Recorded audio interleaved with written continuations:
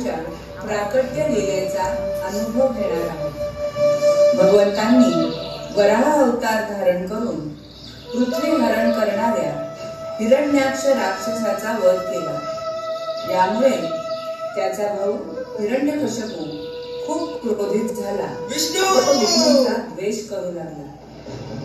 नंतर त्याने कठोर तपश्चर्या करून ब्रह्मदेवांकडून असा वर मिळवला की त्याला कोणत्याही मनुष्य अथवा प्राण्याकडून मृत्यू येऊ नये। तसेच ना घरात ना बाहेर, ना सकाळी ना रात्री, ना शस्त्राने ना अस्त्राने, ना जमिनीवर ना आकाशात असा मृत्यू यावा असा वर त्याने मागितला। या वरप्राप्तीने मदमस्त होऊन तो विष्णू भक्तांचा छळ करू लागला।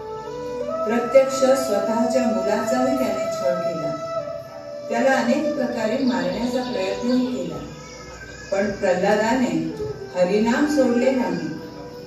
दैत्यगुरु शुक्राचार्यांचे पुत्र षंड आणि अमर्क यांच्याकडे प्रल्हाद महाराज शिक्षण घेत होते। त्यांच्याकडून जेव्हा हिरण्यकश्यपूला कळले की प्रल्हाद ऐकत नाही, तेव्हा तो अधिकच क्रोधित झाला। असे समजले की माझा मुलगा प्रल्हाद हा गुरुकुलमध्ये जाऊन दानव विद्या न शिकता विष्णू भक्ती करतोय। एवढेच नव्हे तर इतर राक्षस पुत्रांनाही तशीच शिकवण देतो। तो हे कसं करू शकतो? या विष्णूने माझ्या भावाचा हिरण्याक्षाचा वध केला आहे। मी त्याला कधी क्षमा करू शकत नाही। सगळ्यात आधी प्रल्हादला समजविले पाहिजे। प्रल्हादला बोलवा।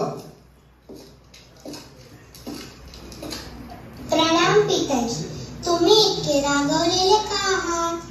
तुझ्यामुळे मला राग आला आहे। तू मी सांगितलेले ऐकत नाहीस, सतत विष्णूचे भजन करत असतोस। पिताजी, पवित्र भगवत नामाचे उच्चारण करण्यात काय वाईट आहे? वाईट काय आहे? एक क्षणाचा मुलगा आहेस आणि तू विष्णूचे म्हणजे आपलं नाव घेतोस। इतकेच नव्हे तर इतर राक्षस पुत्रांनाही तेच सांगतोस।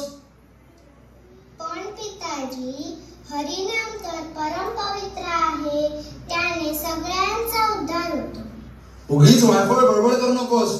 तुला अनेक वेळा सांगून समजत नाही।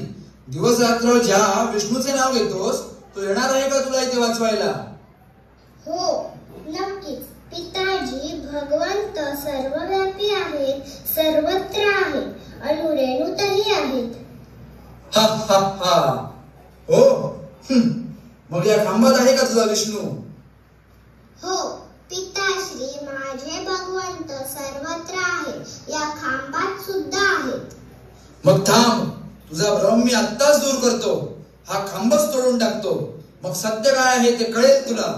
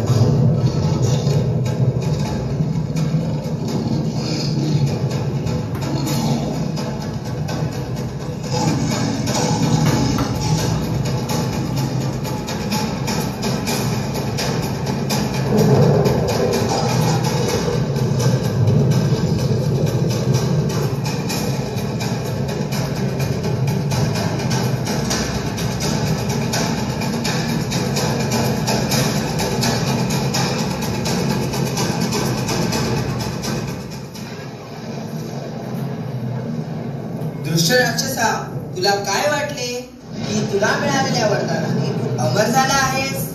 माझ्या भक्तांना त्रास देणाऱ्या दुष्टांना मी कधीही क्षमा करत नाही। बघ आता, न मनुष्य न प्राणी अशा रूपात तुझा वध करणार। न सकाळी न रात्री म्हणून सायंकाळी, न आत न बाहेर म्हणून उंबऱ्यावर, ना जमिनीवर न आकाशात म्हणून माझ्या मांडीवर, आणि न शस्त्राने न अस्त्राने म्हणून माझ्या नखांनी मी तुला मारणार आहे।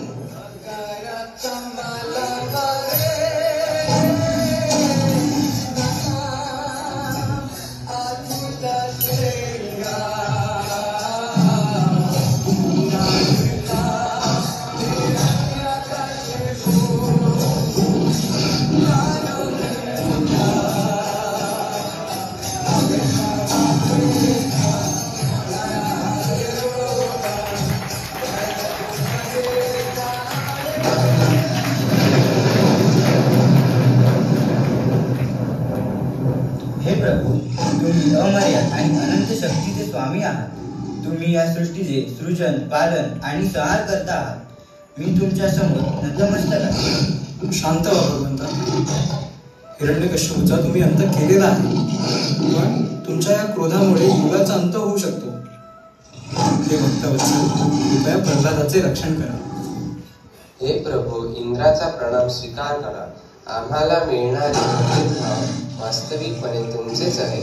तुम्हीच आमचे स्वामी आहात. प्रभो, तुमचे कार्य संपन्न झाले आहे. आता कृपावंत होऊन तुमचे मूळ शांत स्वरूप धारण करा.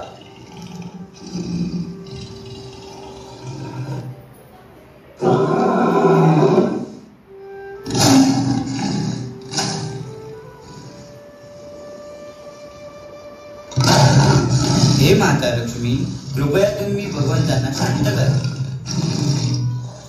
नाही नाही, मी भगवंतांकडे जाऊ शकत नाही. त्याचे असे रौद्र रूप मी पूर्वी कधीच पाहिले नाही. मला खूप भीती वाटत आहे. आता एकच उपाय आहे. भक्तवत्सल स्वामींना भक्त प्रल्हादच शांत करू शकतात. हे प्रल्हाद, कृपया भगवंतांना शांत करा. हे कार्य तुम्हीच करू शकतात. असुर कुळात जन्मलेल्या माझ्यात तुमची स्तुती करण्याची योग्यता नाही, पण तुम्ही प्रकट केलेले हे भीषण रूप अतिशय कल्याणकारी आहे. हे प्रल्हादा, तू मला अतिशय प्रिय आहेस. मी तुझ्यावर प्रसन्न आहे. तुला काय हवे ते माग. हे प्रभू, तुझी कृपा प्राप्त झाली. माझे जीवन धन्य झाले. मला दुसऱ्या कोणत्याही गोष्टीची इच्छा नाही, पण तुम्ही मला वर देऊ इच्छित असाल तर एवढेच द्या की माझ्या हृदयात भौतिक कामना असू नये. हे प्रल्हादा, जो या लीलेचे कथन व श्रवण करेल तो यथाकाळी कर्मबंधनातून मुक्त होईल. हे पतित पावन भगवंता, मी एक वर मागू इच्छितो. माझ्या पित्याने तुमचे व वैष्णवांचे जे अपराध केले आहेत त्यातून त्यांना मुक्त करा. हे पवित्र प्रल्हादा, माझा दृष्टिक्षेप पडल्याने तुझे पिता 21 पूर्वजांसह मुक्त झाले आहेत. हे भगवंता, तुमचा जय जयकार असो. पाहिलं, भगवंतांनी आपल्या भक्ताचे रक्षण करण्यासाठी हा शक्त्यावेश अवतार धारण केला. भगवंत निरागस शुद्ध प्रेमाचे भुकेले आहेत. भक्ती प्रल्हाद महाराजांसारखी असावी, ज्यामध्ये भगवंतांवर दृढ विश्वास आणि निष्ठा असते. हरे कृष्ण.